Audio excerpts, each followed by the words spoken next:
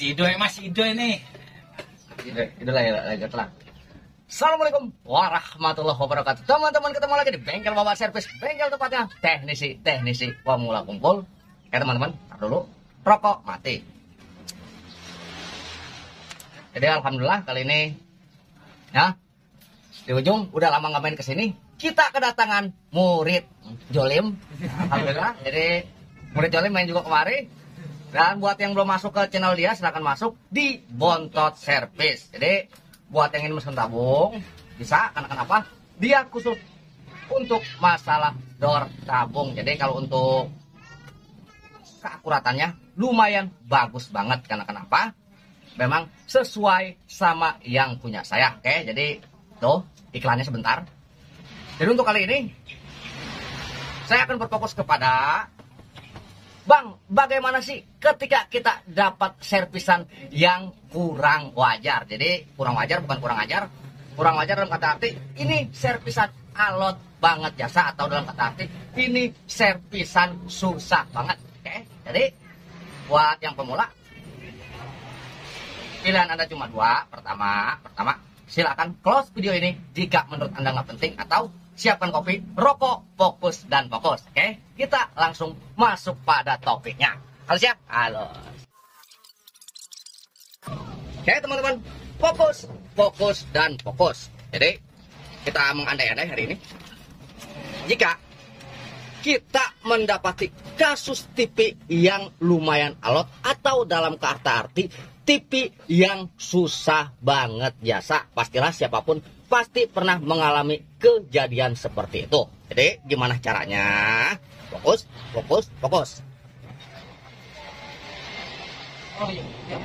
Cara yang pertama adalah kita pusatkan konsentrasi pada satu titik. Maksud satu titik gimana bang? Oke, fokus. Jadi cara untuk memusatkan pada satu titik adalah kita merapikan dulu daerah-daerah yang lain, agar fokus kita tidak terpecah. Contoh. Pertama, kita harus bersihkan papan PCB ini. Kita harus bersihkan benar-benar dalam keadaan bersih. Karena kenapa? Tampilan yang gak enak akan mempengaruhi pemikiran kita dalam memperbaiki televisi. Jadi hal pertama adalah merapikan seperti biasa, yang seperti teman-teman lihat. Saya selalu membongkar TV dan selalu saya sikat dengan thinner seperti itu. Bang, pakai bensin bisa nggak bang? Ada yang bertanya seperti itu bodoh amat. Saya belum pernah menjajalnya seperti itu, jadi saya nggak bisa menjawab. Dan hal yang kedua, pertama itu kita bersihkan. Hal yang kedua, agar kita bisa berfokus pada satu titik, kita hilangkan ganjalan-ganjalan. Contoh besarnya adalah nih, di bagian IC besar, fokus. Nih, kita solder ulang kalau bisa. Ini dalam kata arti kasus TV yang enggak wajar, kasus TV yang alot. Jadi perbaikan seperti ini, kita hilangkan ganjalan, kita cuci, dan setelah itu nih kita angkat semua solderan, barulah kita solder ulang lagi. Maksudnya gimana bang? Agar supaya apa bang? Oke, jadi saya ingatkan sekali lagi, agar kita bisa berfokus kepada satu titik saja. Seperti itu. Setelah kita melakukan solder ulang, kita balikan papan PCB-nya. Nah, fokus. Jadi setelah ini pun, nih teman-teman, ada bagian kawat-kawat yang sedikit porosi. Apabila teman-teman nggak ada korekan, pakai korek kuping pun bisa saja seperti itu. Nih teman-teman, ada sedikit korosi, kita korek-korek. Ini seperti ini. Nih, ada juga di samping tuner nih.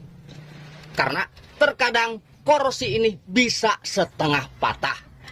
Jadi setelah itu, setelah kita cek bagian-bagiannya,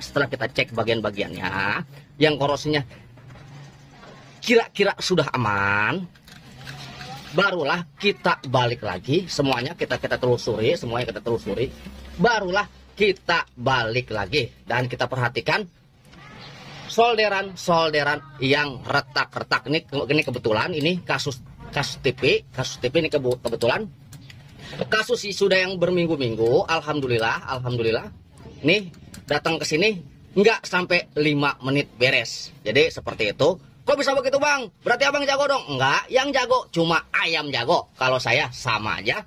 Jadi karena berhubung saya memakai step-step seperti itu, kita rapikan dulu. Kita lihat dulu solderan yang masih mentah atau tidaknya. Maksudnya masih mentah gimana bang? Oke, fokus.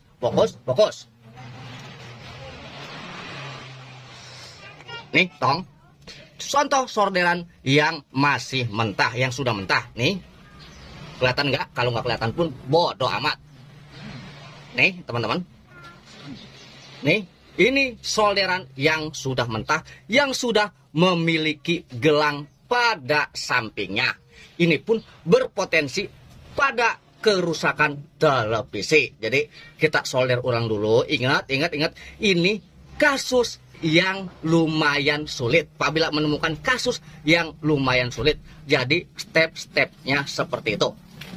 Jadi pada intinya, jika kita menemukan kasus yang lebih sulit, kasus yang sulit, yang susah untuk terpecahkan, kita rapikan dulu semuanya. Setelah sekiranya semua rapi, barulah kita main di tahap pengukuran. Apabila di tahap pengukuran kita menemukan salah satu kejanggalan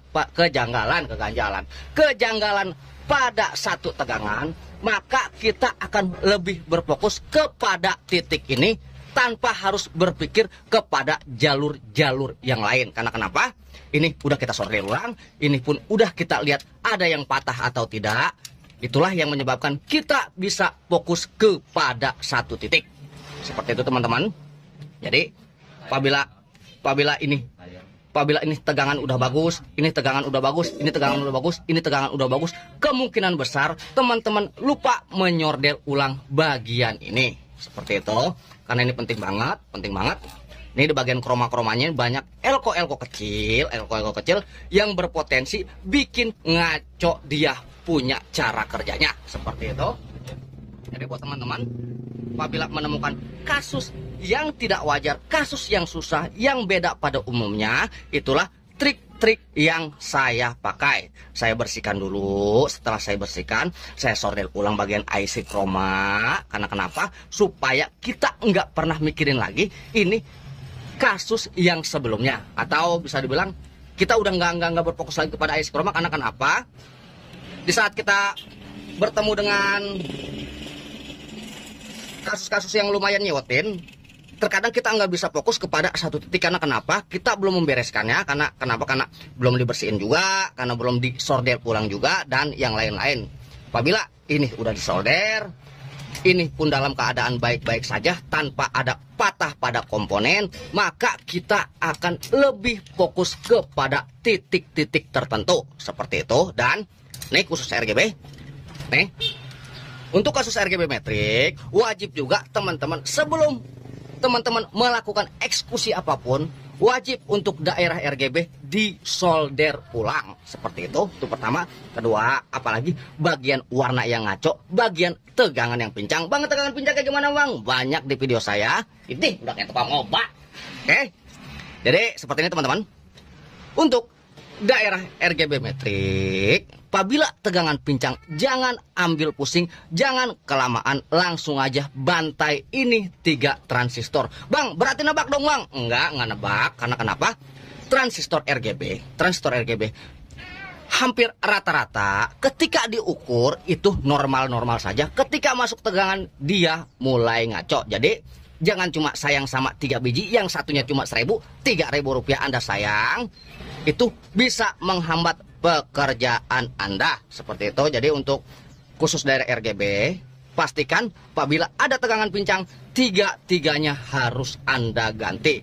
Itu juga buat meningkatkan fokus ke satu titik. Jadi saya kira seperti itu aja untuk merapikan daerah-daerah yang rada susah, yang kerusakan ini bisa dibilang kerusakan yang nggak wajar. Seperti itu cara trik-triknya, kita rapikan dulu semuanya, barulah kita eksekusi kelanjutannya. Untuk ini pun nih masih banyak kejanggalan, tapi ini alhamdulillah udah rengseh atau udah beres. Rengseh Kalau kata bahasa saya itu rengseh, udah beres itu udah rengseh. Ini pun masih banyak nih jalur-jalur yang terkelupas. Pastilah ini bagian vertikalnya akan bermasalah. Jadi seperti itu, seperti itu. Nah, untuk satu lagi masukannya, alhamdulillah udah 12 menit. Pasti iklan udah banyak.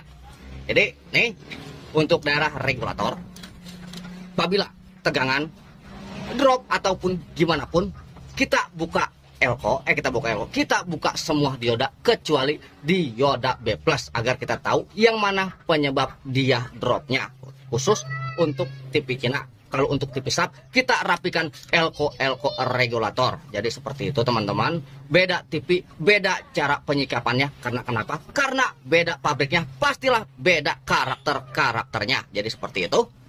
Saya kira udah banyak nih nyangkut iklan, jadi udah aja segitu aja. Semoga dapat bermanfaat buat teman-teman yang masih kadang pada keder. Oke. Jadi kurang lebihnya saya mohon maaf. Wabillahi taufiq wal hidayah. Wassalamualaikum warahmatullahi wabarakatuh. Halo.